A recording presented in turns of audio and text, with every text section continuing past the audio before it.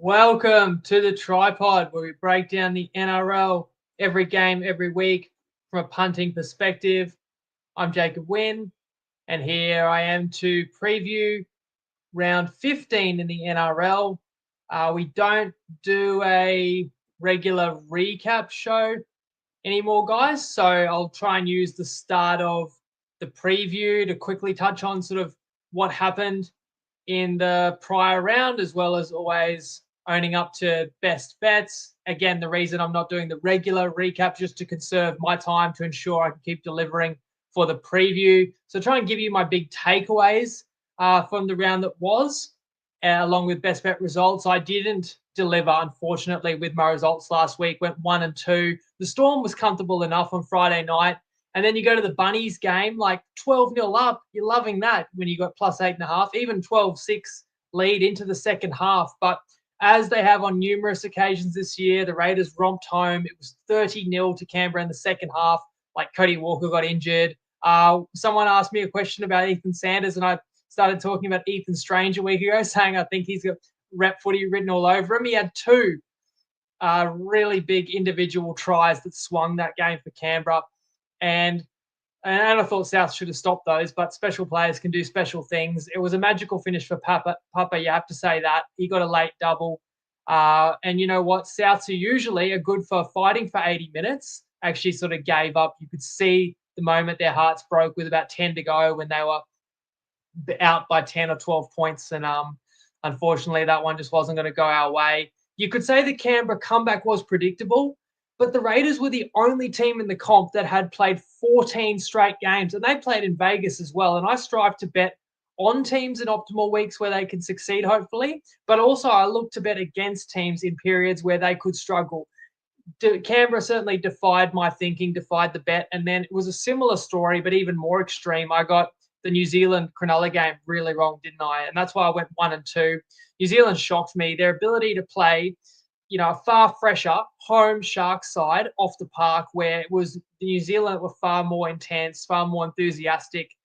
And I think that second half score was 28-0 to the visitors as well. So the Sharks were stunned, as was I, because I was really confident that that's the type of week Cronulla wins. And I thought going in, Cronulla was the better team. I said as much, that they were straight up better. But you have to reevaluate now. Like, obviously, I have to upgrade the Warriors in my book when they can play like that in what was an outstanding spot for the Sharks, who themselves were already off a 30-point loss. And, I talk about a good team off a bad loss. So are the Sharks a good team? Let me know what you think. And also, how much better are the Warriors even with the loss of Barnett? I have to probably, upgrade that New Zealand side further. And I want to get into some top four talk. Is the top four already set? Who can actually win the comp at this point in the season? I've got to talk origin selections reaction as well, because obviously there's some big decisions made, especially on the Queensland side. And I want to dedicate a little segment in a minute to sort of give you my thoughts on those.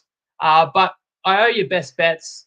So, and there's a question about minor premiership bets for Canberra. I brought that up last week, and that was the Undertaker's tip, which he shared in the group with a full write-up and at $4. I haven't looked again how short of Canberra. They're probably closer to, honestly, Canberra's probably closer to $2 than $4 now.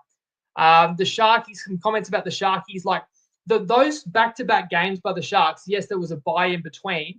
That's as bad as any team has tossed up in the competition. And the Sharks are a good side, but the Sharks, as you can see on my screen, play first this round. So we'll get to them shortly. In fact, I'm going to bring up Cronulla again because I'm about to share my best bets. And you guessed it, I am going Cronulla minus 9.5 at $1.87 on 365, also $1.85 on Dabble against the Dragons.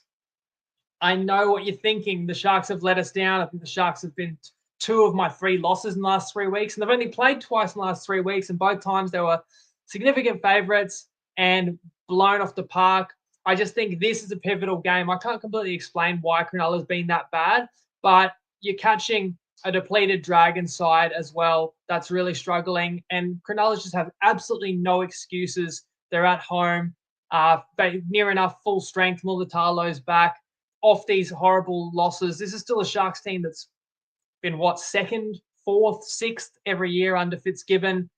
I can't explain the Sharks being as bad as they've been in their last couple of games, and I definitely expect the bounce back, and I'll get more into it in a minute. Dan says Winnie O'Brien. Yeah, O'Brien certainly got all the excuses, and he can explain anything. I just know I've got to be on Cronulla this week, -9.5, as much as some people won't want to be. But I'll get into that, why I still think there's line value. Then I'm going the Cowboys +6.5 at $1.95. That's an alt line on 365 against my Finns. The Cowboys are at home. The Cowboys have numerous Origin outs, but with Taulagi back, Taumalolo also returning. Dolphins lose the hammer, but Plath injured as well. Actually, quite a few forwards are out for my Finns. I can't justify the Cowboys. The consensus line is only 4.5, and even I think that's a bit high. But I've actually got a 6.5 at $1.95. I just had to do it. That may be my first bet against the Finns this season, and I'll explain my thinking a bit further there too. But basically, I reckon that's probably the tightest game of the weekend for mine. And the Cowboys have every chance of winning that. And I can't see the Dolphins being so far superior that they should be favoured by a converted try on the road against North Queensland. And I'm actually going to also take another underdog on Sunday. We only got 5 games this week, but I've still found 3 best bets. I'm going Rabbitohs +8.5 at $1.82 on Sportsbet.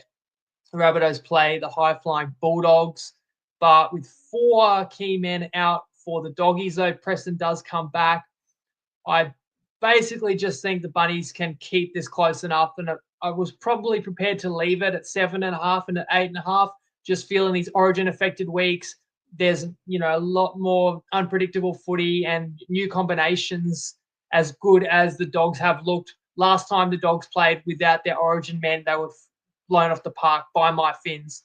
Bunnies uncharacteristically gave up last week, but generally you get a good fight out of Bennett's men. I know this was a blowout on Good Friday, but there's revenge factor there for Souths, who still have something to offer, I feel, in that one. So those are my 3 best bets. Let me know what you reckon. I love seeing all the comments coming through. Colt never thought Sharks were a premiership threat. Luke, think you were right on Sharks.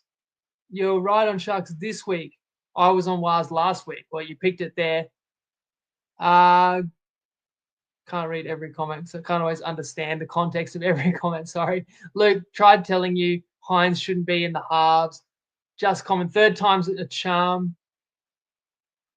Most teams cover the handicap after conceding 50. But most teams cover the handicap after conceding 50. Well, that's the thing. The Dragons had a diabolical loss last week as well, but a couple other people also liking the plays, which I appreciate. Let me throw up the Origin teams now. We shift gears just to do a little bit of Origin reaction. I'd love to hear what you guys made of it as well, guys. So tell me sort of what were the biggest talking points to you. Obviously, we'll start with New South Wales, who only had one question to be answered, really. Who would place Barnett? Cruel season-ending injury for Barney. Yuto Kamano was in camp for game 1. The Storm had a good win on Friday night. Then he gets to rest up while Koloamatangi, another option, Terrell May, they didn't play till Sunday, and their teams both lost. Maybe if Laurie left it up to the final day, that sealed it for Stefano. Other than that, there were no anticipated changes for the Blues. They won game 1, 4 tries to 1, as we covered, right? If you're curious, I looked up the line for game 2 in Perth minutes after the Blues had won at Suncorp. And the early line was Blues -5.5. But if you look up the odds for Origin 2 now, it is -8.5. And I'm not going to weigh in terms of where I see the value, but you certainly can. So please let me know if you're making any bets on Origin. But that's the equivalent of Queensland being like a $3, $3.20 head-to-head underdog as well. And that's not just off the back of the Cherry Evans dropping either. Like, that line had got to -8.5 even late last week, And maybe that's built in a little bit, but I don't think that's a downgrade for Queensland. I will say that. Look, I think I explained in my Origin recap for game 1 and also in my preview, if it was me picking the Maroons team, I think Dearden is the better player than DCE, and Queensland needed all the help they could get to break down the Blues, and I would have picked Dearden in the halves with Munster going into this series. However, to not pick Dearden or not to pick DCE in game one, I think Billy's made a mistake to then change your captain and change your halfback mid-series. Like, I just feel Billy had to know who his better option was. And if you know that Dearden is the better option at this point in time over DCE, I do understand the tricky part for Billy is Billy can't show his hand too early. He can't call DCE and give him a heads up a couple of weeks out of Origin and say, look, I'm not going to pick you this year. I just want to give you the heads up, like, respect everything you've done, but I'm going to go in a different direction. Billy couldn't do that because if Munster or Dearden got hurt the week before the game was picked, then DCE would need to be there. And DCE wanted to be there, right? So I can understand Billy had to like leave it right up until the day before the team needed to be selected for camp. But I just feel like you had to choose who's the best decision for Queensland to play halfback, and therefore whose is the best captain. Because if DCE is not your halfback, DCE is not your captain. I just feel like you get everyone into camp. You let Dearden and Munster have all those repetitions in game one camp. You let them play together at Suncorp together, and regardless of the result, Queensland would be in a better position for game two, right? And I just feel like now, because they've had to change mid-series and change captain mid-series, and look, I don't mind Munster being the captain. He's the type of player I think will thrive and is clearly being given the green light to sort of dominate the team, dominate the ball. I thought Harry Grant would have been captain, considering Grant is obviously the Storm captain.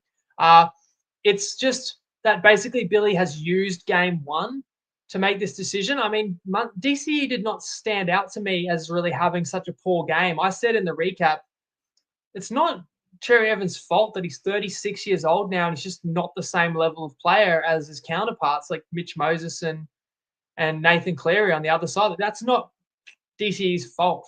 But ultimately, it's not really about whether DCE had a bad game. It's probably just, does Dearden have more to offer at this point? The rest of the changes, I don't know if Capewell is a better player than Beau Fermor. I know Warriors fans love Capewell. He certainly is versatile. Maybe you need him there because he could shift to center. Did you see the stats? I think Clarkey put up some stats that Capewell leads the comp in missed tackles by quite a long way. I think it's a classic case of Fermor's in a team that's running last and absolutely struggling, and Capewell's in a team that's flying top four. So just bringing in those habits and vibes and energy, I suppose. But sometimes I wonder, is that really the player's fault? Is it Fermor's fault that the Titans are going so badly?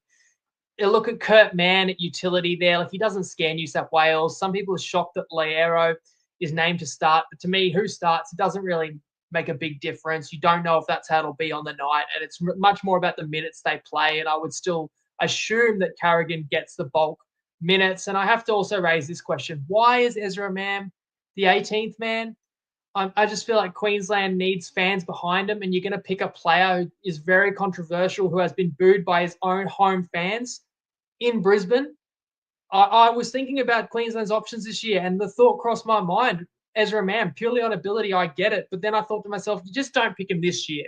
You let him come back from his obviously challenging situation and, take responsibility, you hope, and redeem himself somewhat. And then next year, Mam could be in the mix. But to pick him after he's only been back 2 or 3 weeks, and you're not actually picking him in the 17, so you're just bringing in that negative attention, I don't really understand it. Last point, New South Wales fans are loving the fact that Queensland have dropped their captain mid-series, throwing it in our faces that, our famous Queensland loyalty. I mentioned this on my bonus episode. I won't go into it too much, but Queensland may have more loyal tendencies in their selection history, but the main reason Queensland is seen as more loyal is Queensland has always and every single year a significantly smaller pool of players to pick from. Therefore, there will always be more opportunities for the best Queensland players than there will be for the Blues. They will be picked earlier, Maroons players. They will have generally longer origin careers because they're not being replaced as quickly because there aren't as many other options. And form will play less of a factor because Queensland doesn't have as much depth to be picky, as opposed to New South Wales, if you've got 2 or 3 times as many players, you've always got the best players in the competition at those positions beating down the door. And if you're loyal to other players, then you're not picking the best players available. And on top of that, I mentioned this in my pod a few weeks ago too. Like, Queensland has won 15 of the last 20 series, so naturally you just don't change winning squads as much. It's a luxury that you don't need to. But it's a little bit different now. Queensland lost last series. Queensland has lost 3 in a row, 2 in a row at Suncorp. Queensland scored 1 try in those 160 minutes in Brisbane. Change was justified. So, look, I could actually keep talking Origin, but I'll resist the urge to go further into that. Let's do an Origin preview show next week, Sunday or Monday night. So many comments flying through. Sorry, when I go on a bit of a monologue, I can't keep up with the comments, but let me address some of those now.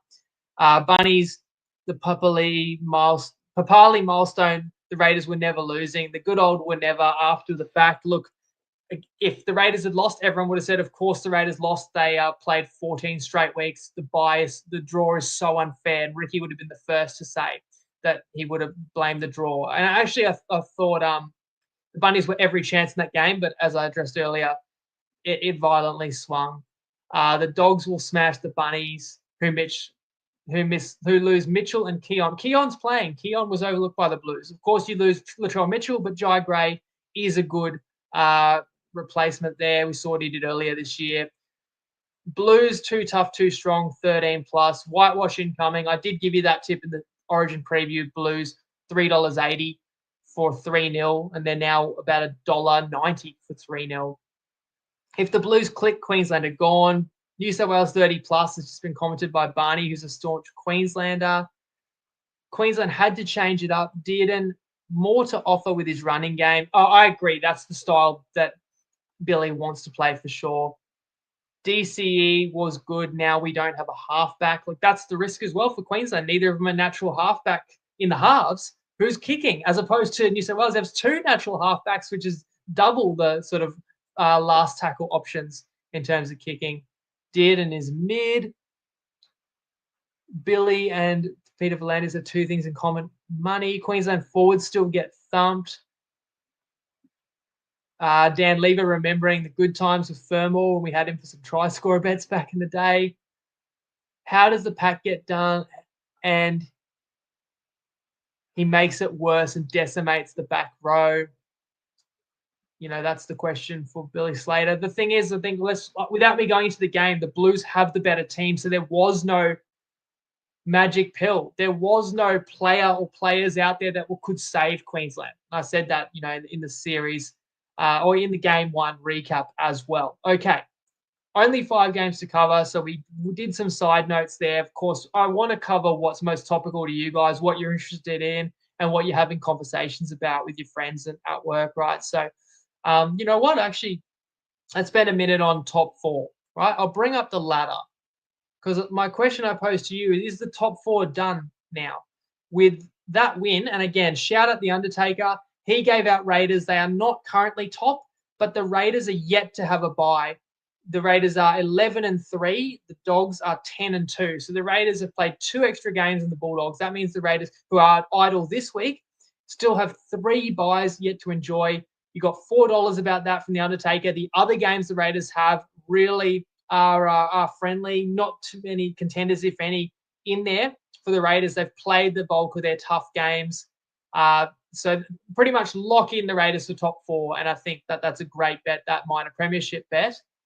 Then you've got the Bulldogs, and we saw how good they were on Monday. That game was tight for a while, but then Galvin comes in, and that coincides with the Dogs blowing the Eagles out late, and the Dogs just looking so sharp, and the rich get richer with Galvin coming in there. How they fit him in, we'll talk about that, because the Dogs do play, and I have best bet against them this week, and Galvin is starting. The Storm's going to be there, right? Storm 8 wins, 4 losses, and even some of those 4 losses have been a bit surprising. And you go down to Cronulla, who are 7-6, but it's the Warriors whose win over Cronulla really tipped the scales for me, because I would have said a week ago Cronulla gets in over the Warriors for top 4, because I thought that Cronulla was a better team. Neither is very affected by Origin, but Cronulla even less so than New Zealand. But I thought Cronulla was going to win that game. So now that didn't happen. That sort of swings the ultimate ladder standings by 4 points. It also means, in my mind, I have to boost the New Zealand power rating and I have to downgrade Cronulla. And now there's what did I just say? Cronulla is a 7-win team versus the Warriors a 10-win team. So there's sort of 3 wins between those sides. So are the Warriors a lock for top 4? And therefore, is that current top 4 going to remain? Is there anyone you can see getting into the top 4? I think it will be those sides in some order. And then that raises the next question. Can anybody win the comp? Because we always talk about how it's almost impossible to win the comp from outside the top 4. A couple of teams I didn't get to touch on because we didn't do a recap show, but Penrith, they were top 3, obviously, preseason favourites. Brisbane was also top 3 preseason favourites. Like, those 2 teams got very important wins on the weekend. What about a sleeper team like the Roosters? Sam Walker is back this week. I'm just posing the question at this point. Can anyone outside the top 4 win the comp? And is that top 4 pretty much locked in? And I reckon most of you guys are going to say the top 4 will stand till the end. In fact, JK goes as far to say Warriors are locked in for the premiership. So, you don't want to just think, well, if the top 4 is locked in now, only 4 teams can win it. The other 13 are just playing for fun. Because you do feel like someone like Penrith gets, or even, dare I say, Brisbane gets on a heater. They're the type of teams no one's going to want to play in the finals, potentially. But it's exciting for the fan bases of teams like, Canterbury showed a lot last year, didn't win a finals game, though. New Zealand, great run a couple of years ago, but recapturing that 2023 form, and obviously Canberra, especially Canberra and New Zealand, with the amount of young talent they have. And how professional Canterbury are looking as well. All those clubs have such bright futures. And then you've got the Storm, who have been one of the contenders in the comp for the last basically 20 years, but looking as good as anybody in the comp this year, and had a comfortable win on the weekend. Okay, now I'm ready to dive into the 5 games, guys. So let's do it. I've already got it on the screen. Sharks, Dragons. Dragons are a 9.5-point underdog. It's at Sharks Stadium. Is that the problem? How is it not called Shark Park? I feel like they've dropped the ball there. So both sides off crushing defeats. We've sort of covered Cronulla. The Dragons were decimated by my Dolphins. It was a 50-point shellacking. Kale Iro out for the Sharks. Mulatalo back in. No origin representation for Cronulla. The Dragons do lose Val Holmes. Corey Allen and Tyrell Sloan are into the back line. It's a tough game, I suppose, because both sides had such bad losses last week. St. George, I feel like, played some solid footy for 5 or 6 weeks prior to being steamrolled at Suncorp. And then the Sharks, has their season been derailed in the last 2 games? Blown out by 30 points either side of the bye. And I really thought a lot about it and watched Cronulla closely. And I wish I could tell you exactly what's wrong, but it just seems like Cronulla lacked intensity and, dare I say, expected to win those games against an undermanned Roosters and against a Warriors side that had been on the road for several of the most recent weeks. That's just not the character of Fitzgibbon team that sort of has displayed a lot of toughness in his tenure there. And you think that the Sharkies would be cashing in on a period like this without any rep players. Again, Fitzgibbon, under his watch, that team has come 2nd, 6th, 4th, very consistent, and have been anything but the last 2 weeks. However, I can't play St. George here. Given those extremely disappointing results for the Sharkies, I know I will sound like I'm repeating myself a bit because of similar reasons I gave for Cronulla last week, and we saw how that worked out. And it was more than missing Mulatalo, though his inclusion will boost the energy.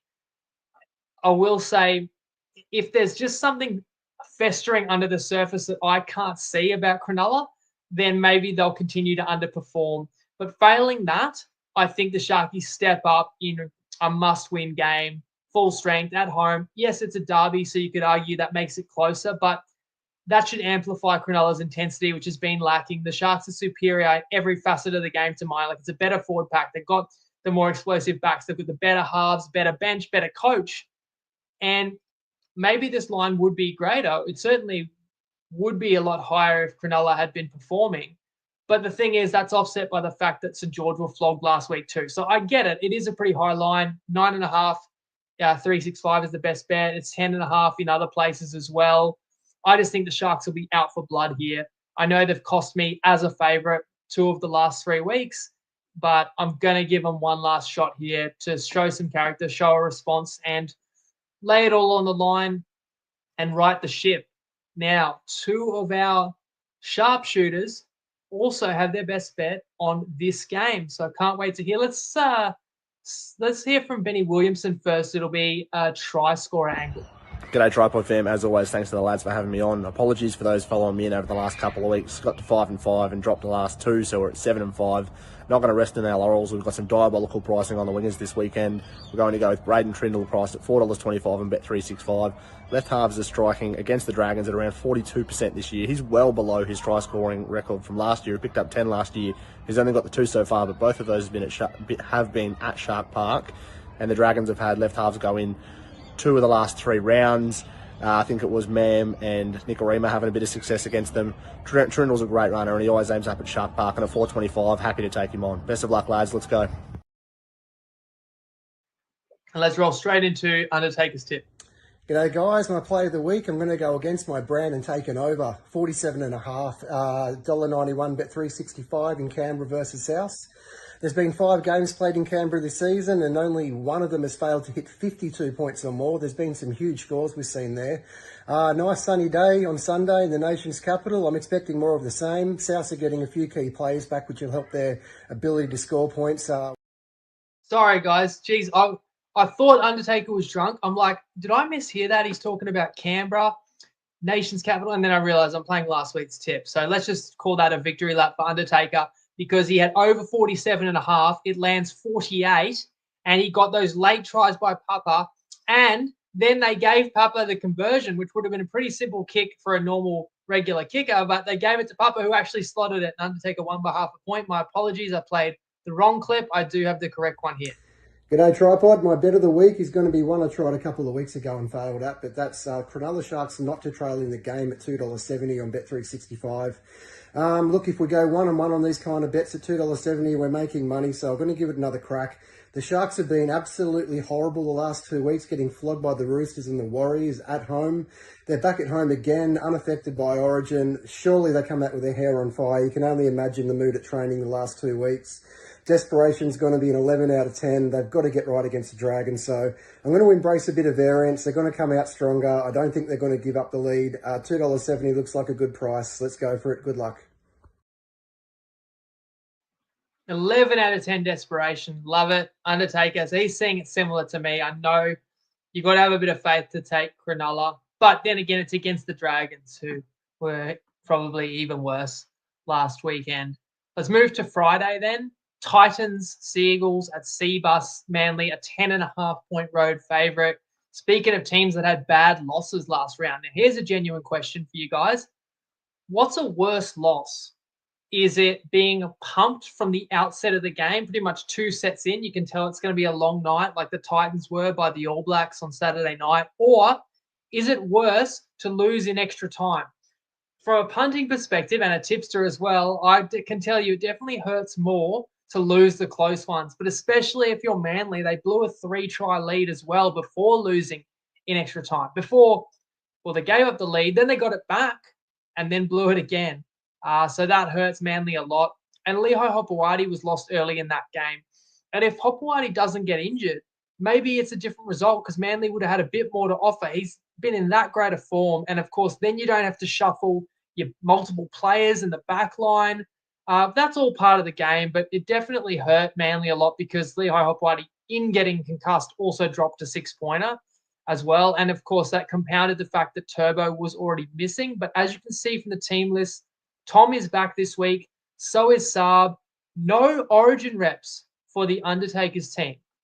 So a year ago, Manly had 3 Origin players and 2 of them were the captains. So that's a fair relief for Manly that, of course, none of those players have been selected for this year's series. The Titans, of course, do lose their captain, Tino, plus Fotoaker from the middle. Fermor overlooked. At least that may please Des a little bit, who, let's not forget, Des Hasler's only in his second year, but is probably on the hottest seat in the NRL, given that AOB pulled out the 2 points over these Seagulls that we just mentioned. Similar to, well, I've played Cronulla, right, the previous game. Even though they've been awful, I feel like they've been doing a lot of soul searching, but they could burst out with a big win. That was the case for Brisbane last week. And I said that 7 days ago. I should have been on Brisbane, even though everyone else had written Brisbane off. But the reason I didn't play Brisbane, and I think that line was about 9.5, 10.5 against the Gold Coast. The reason I didn't play Brisbane, I think even maybe 8.5. Anyway, I didn't play the Broncos because I didn't want to bet against the ugliest duckling in the league. And that's why I won't play Manly this week, because who out there is taking the Titans? Like, someone in the comments tell me you're backing the Titans plus 10.5 this week with confidence, right? Whereas for Manly, they have gone loss, win, loss, win, loss, win, loss. So what's coming next, right? I've talked about that yo-yo form. And on top of that, like, you got DCE in a statement game potentially. You got both Trebojevics, well, all three Trebojevics on deck. You got Olakau'atu. He's one of the best forwards in the comp, but he can't make the Origin side either. You got a long turnaround, and it's a must-win game. Manly still believe they can make the 8, but you can't lose games like this against the bottom of the ladder and then make the 8. So plenty of logic will tell you Manly wins here. All I'll say is be aware the Titans, they're completely written off by everyone. They've hit rock bottom, or have they? I guess we'll find out if they can go any lower this week. I just still look at, players like Bremo, Campbell, Khan Pereira that can create something out of nothing. Des digging deep into his bag against his former team. After the Gold Coast were embarrassed, they are at home. I could see the Titans serving up a bit of fight and surprising potentially, though I certainly don't have any faith in that. Zane says you can still get $3.50 for the Raiders for the minor prem on Dabble, and they are as low as $2.75 in other places. I think that's great advice, Zane. Like, if you could have got $4 on the Raiders last week, and I loved Undertaker's breakdown, but I was very wary of Souths being a danger game for Canberra, so I would have just wanted to see them win that game. And now you're still only sacrificing sort of $4 down to $3.50. I think now is the time to take the Raiders. So good call there, Zane. So that's sort of that game is I've explained why I am not on either side in that one, because it wouldn't shock me if there's a surprise, but it's also pretty logical that Manly could win and win well.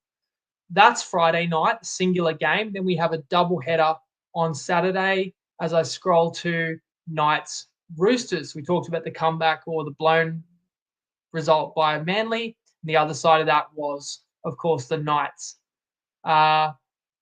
What was that great line by Adam O'Brien? I was having a bit of fun with it, as you see on my socials, and drawing parallels between myself and Adam O'Brien. But one line I didn't bring up where he said, the same people booing were the ones who were cheering when we won. It's like, yes, of course they were. They're your most loyal members. They're sitting out in the cold on a Thursday night. They're paying their money to support your team. You've been absolutely awful for 10 straight rounds. You had 2 wins, which were against severely understrength sides, as I outlined last week, and you were down 16-0 and playing horrendous. And then you're going to arc up when people voice their disappointment. It'll be those same fans in the stands this week, because once again, the Knights are playing at McDonald Jones. And, maybe I should use that line for my best bets, hey? Like, the same people who bag me when I go 1-2 are the ones cheering when I go 3-0. It's called I guess it's called being in a results-based business. But that goes back to half-time in Knights Manly last week, but that wasn't the end of the story. And to the delight of the Padonis, mentioned Undertaker got a win last week, as did the Padonis. He had Knights plus 8.5. And as you know, Newcastle came all the way back and actually win the game outright. And it was like a different team. Suddenly the Knights had shape and were isolating defenders out wide with either the wide running forwards or the centres. They were shifting from inside their own half. The Knights were not just tossing it to KP and expecting him to create. And Newcastle not only wins, which will give them some extra confidence and revitalize the season to a degree, but also showed some signs of being able to attack in the second stanza. And Newcastle actually aren't the worst defensive side. So if you can defend to a decent level and keep teams to 3 or 4 tries, it's just a question of whether you can score that many. And Newcastle, for the majority of the season, have given you no confidence in the attack. But then that second half, like where did that come from? And I don't know if that was Manly falling apart, making Newcastle look good, but it was definitely a change of mindset. Now, maybe that was a team with nothing to lose, and maybe that's not something that Newcastle could bottle up and just play from the outset here.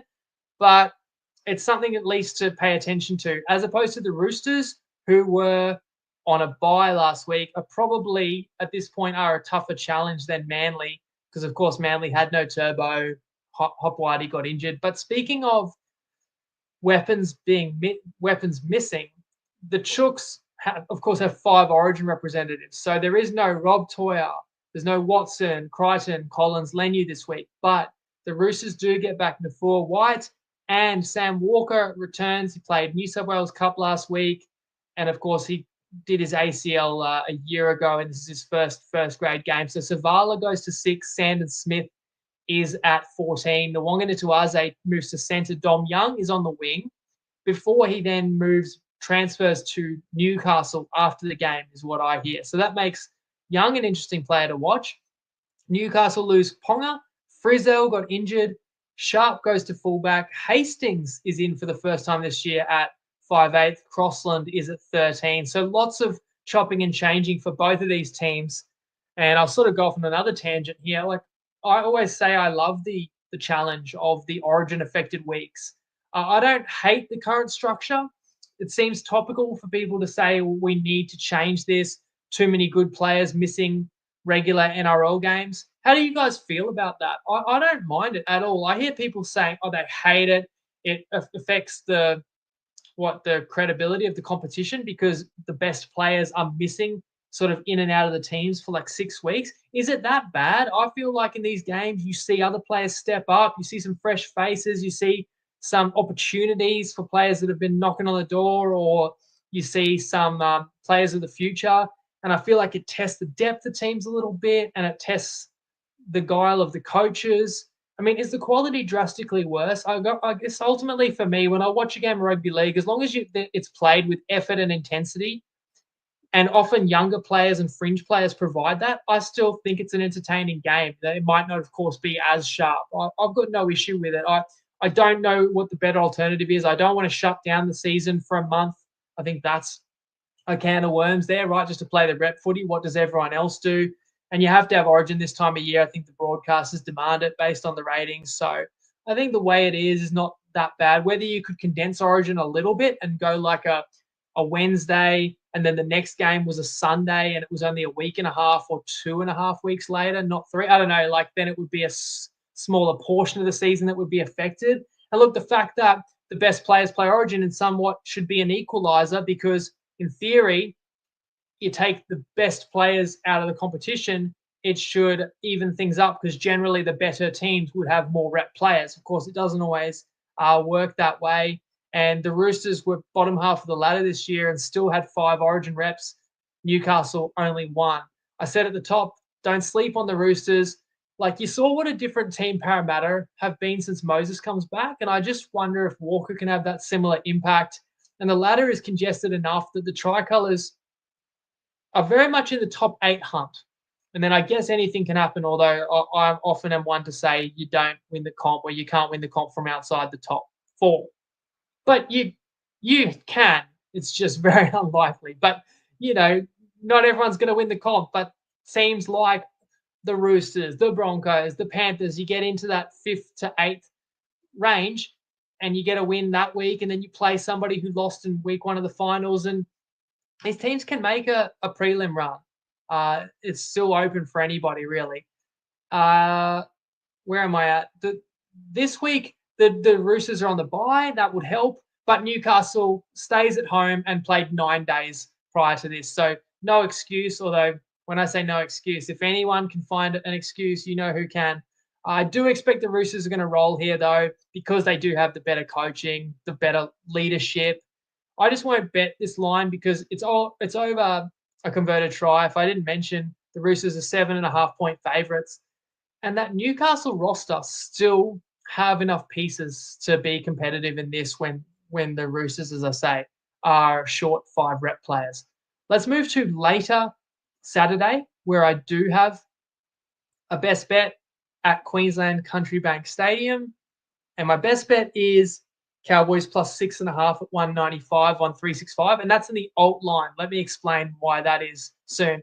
I said I didn't do the recap show, but I did a recap post. And I said those Dolphins are the best 6 and 7 team in the history of the NRL, I reckon. To have a losing record after 13 rounds, how are the Dolphins got a losing record? They're that good when they're on, but they travel to North Queensland, who also have a losing record. The Cowboys are 5, 6, and 1, and are higher in the ladder because the Cows have had 2 byes to the Finns 1, I think. The line is 4.5 everywhere. The Dolphins are road favourites. That's because the Cowboys have no Dearden, Nanai, Cotter, Robson, Vilea, and Bateman are injured. However, Taulagi and Taumalolo are welcome inclusions. Dolphins lose Hammer, Avarillo to fullback, Plath out as well. These are 2 teams very capable of lighting up the field when they're in a mood, but with both without key pieces, I think this game won't be a complete shootout. I think it could be a little bit more gritty. The Cowboys were outclassed at Amy Park, just couldn't cash in on a lot of sustained pressure against the Storm, and I'm thankful for that because that was my one best bet winner. And if the Cowboys had got across the line a couple of times in that first half when they had a mountain possession, it could have been closer for a longer period of that one. But ultimately, the Storm burned the Cows at the end of each half, as opposed to the Dolphins. They had basically had a training run out against the Dragons. And what did I say in the preview? I thought Katoa could be the difference. There obviously was a far greater difference between the Finns and Dargans, but Katoa was unreal, blossoming before our eyes. And you look at, I'll scroll further on the team list, but you look at Jackson Purdue, who's at 5'8" again for North Queensland. Like Purdue, Katoa, is that an Origin face-off in 5 years from now? Is this a glimpse into the future? I agree that the Dolphins are the better team and closer to complete, but we've got bad news this week, Finns fans. Gilbert is out for the season. Saifidi is out for the season. Plath is out this week. Flegler is anyone's guess. Like, that's the Dolphins' 4 best forwards, plus the Hammer, of course. So I just feel like the Cowboys, with the reinforcements, being at home, Drinkwater's the captain, I don't see the Dolphins blowing the Cows out. I think it's a tight one. I think it's game of the round. I'm an open Finns fan, right? So you know my relationship to the team. I'll be cheering. Can I have it both ways? Can I get a Dolphins 1-6 win? That would be sweet. I actually, in self-evaluation, I haven't gone against the Dolphins all season, but I've consistently said that's because I think the Dolphins are better than the market reflects, especially after the Dolphins started 0-4. And I was telling you guys, they're still a top 8 caliber side, and now they actually find themselves in the 8. But maybe after a 50-point win in prime time, the pendulum has swung, because I thought this line should be -2.5, and we're getting plus 6.5. And that is because all the bookies are at 4.5, but there's so much juice on the Finns, especially on 365, where -4.5 is like $1.80. So therefore, we actually get a very nice price on the plus 6.5 on 365. It's also plus 6.5 in the alt lines on Dabble as well. And wouldn't you know it, Padonis's pick is on this game too. So I reckon he found the same play. Hey guys, Padonis here, coming to you for another live edition on Tuesday's show with Winnie. We saluted last week with the Newcastle Knights coming back from 16-0, just the way we like it. And for round 15, Origin affected, we're going to go for another underdog. And that's going to be the North Queensland Cowboys, plus 6.5. That's an alt line, $1.95 on Bet365. I know the Cows are missing 4 of their best players to Origin, but they get back JT, Tomalaulau, and Murray Tulagi on the wing to help shore up their outside backs. And Jake Clifford's probably the best backup half in the game out of the current crop at the moment. And the Dolphins themselves are not without some injuries as well. Max Plath, unfortunately, succumbs to another one, as well as missing the Hammer at the back there and coming off a 50-point shellacking last week against the Dragons. Could be a little bit of complacency here for the Finns. I know that the Cowboys are going to be right up for the contest here, off a defeat to Melbourne. And if you looked at Peyton's press conference last week, he didn't hold back in his assessment of his team. So I think they're going to be right up for it. Plus 6.5 is a little bit too many points. I think the bookmakers have overcorrected for the Origin outs. And all you have to do is look at this same fixture last year when the Cowboys went away to the Roosters without all their Origin stars and won as a 16.5 point underdog. So they've done it before. They can do it again. Drinkwater captain. They don't have to win this game, but I think they're live for the outright. So happy to take the points. Good luck. Gamble responsibly. As Luke says, Cows straight up his value. I like that too. So pull back the curtain a bit further. I looked at it and went, geez, I think I've got to be on Cowboys plus 4.5 here. And once I realized that, I thought it's probably definitely a correct read because I'm the last person who really wants to back against the Finns. And if my instinct's telling me that, like, why the Finns are 4.5 point favorite, I think I've got to do it. And then I'm starting to see that the minus 4.5 is juice. And I say, all right, if I can find a plus 6.5, like it's a slam dunk. And I'm looking and it's $1.79 or better. And then I'm looking at Dabble and I'm going, oh, it's $1.83. And I that's a pretty good play. And then I just check 365 and it's $1.95. And I'm like, what a find. It's as much as it hurts me to bet against my own team. Like, I put the pod first, of course. And I'm like, that's an outstanding play. And of course, then when Padonis sends me his clip and I see he's on the same game, I said to myself, guarantee he's found that same play. And I promise you, I get that clip 10 minutes before I'm live. I've already locked in my place. I feel like people could be suspicious because we even use the same word. I heard Padonis say shellacking. I promise you, I haven't even seen that clip.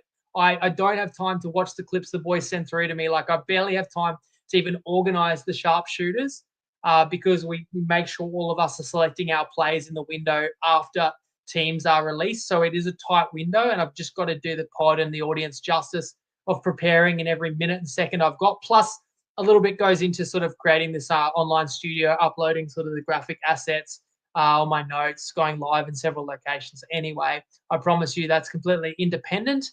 And the record speaks for itself when one of my best bets has lined up with one of the sharpshooters. So in this case, it is Cowboys plus 6.5. But I'll be greedy. I want a Dolphins 1-6 win. We only got one more game to go. Sunday, and I do have a best bet, and it's a singular game on Sunday because Origin affected round. Rabbitohs, Bulldogs, Good Friday rematch. The line is 7.5 in most places, but my best bet, I'm getting the plus 8.5, $1.82 on Sportsbet. Latrell is headed to Perth, of course. Walker hurt his groin in his first game back from a calf injury. But you got greater fullback. Sullivan and Humphreys have done a job. Like, Lewis Dodd still can't even crack Bennett 17 in a week where all these others are out. We lost Campbell Graham before kickoff, which did sting for the best bet too. If he's there, Souths, maybe they build a bigger lead. Maybe they're in the game for longer. But could be a chance of getting Campbell Graham back. He's in the reserves this week. The Bulldogs go without Crichton and King. And I think the Bulldogs missed Man last time they played an Origin week because Man was 18th man, I want to say. And now Burton is 18th man for the Blues again for Dogs fans. And the Dogs were really off the pace last time those players were missing. And that's worth remembering. I know Jacob Preston is a huge in, and he's been out for a while with that 4-game suspension. That's a huge in. That was an arm wrestle of a game against Para for 65 minutes. But as Clarkey would say, the Dogs flexed some premiership muscle, and it did coincide with Galvin entering the fray. And, of course, and then Sexton moved to hooker. But, of course, this week with Burton on Origin duty, it's Galvin and Sexton combined in the halves. So that's going to be a new combination. I was borderline here whether to play this. Like, I do respect that the Doggies are just flying and that there's still a lot of depth there and that the Rabbitohs are missing, as I always say, Murray, and now on top of it, Mitchell and Walker. But if in doubt, you take the points in these Origin-affected weeks. And while Souths uncharacteristically let go of the rope last week, like I saw the moment where they just could not keep up with Raiders' intensity. And it went from, we're in front, we're level, anything could happen, to we're down a try, we could pull a try, to we're down more than a try, it's over. Generally, the South side the South side has overperformed because they have given you good value for money in terms of effort, fighting for 80 minutes. That's what I'm hoping will be the case this week. While the Dogs, yes, they're stronger and still a better team. 8.5, I'm going to play it. I know that the Dogs do have the better halves combo there with Galvin and Sexbomb, but it's a new combination too. I guess what I like about Souths also is yes, Latrell's out, but Latrell was out the first 6 or 7 weeks this season. So we've seen what Jai Gray can do. Yes, Cody Walker's out. He's been out a lot of games. Humphreys and Sullivan have had multiple opportunities and games together, so that gives me a little bit more faith that the Rabbitohs can make a good game of this. The Rabbitohs showed me a bit too in the first at least 40 against Canberra. And, you got other players that have been overlooked for Origin like Keon, who could be in for a big game here. I actually rate the Rabbitohs forward pack. And I think that that's been a strength of the Dogs, especially their line speed. But I think that the Rabbitohs can go toe-to-toe here and maybe try and get some revenge for the punishment that was handed out on Good Friday. So that's how I see it. That's why I've come up with best bet there, plus 8.5. And that does give me 3 best bets for the round. So let me know what you make of them. The next show you're going to see from me will be an Origin 2 preview. I don't know yet if it'll be Sunday or Monday night. I don't know who the guests will be, but I'll try and get some sharpshooters involved. Looking forward to that game too, although I'm nervous as a Queenslander. But let's try and get back another winning week in the NRL before that for round 15. As always, continue the conversation in the comments with me, guys. I always try and get back to as many people as I can. Hit like, subscribe, and all those little things. If you are kind enough, it does all make a difference. I hope you have a great week, and I'll see you to preview Origin 2. Lego.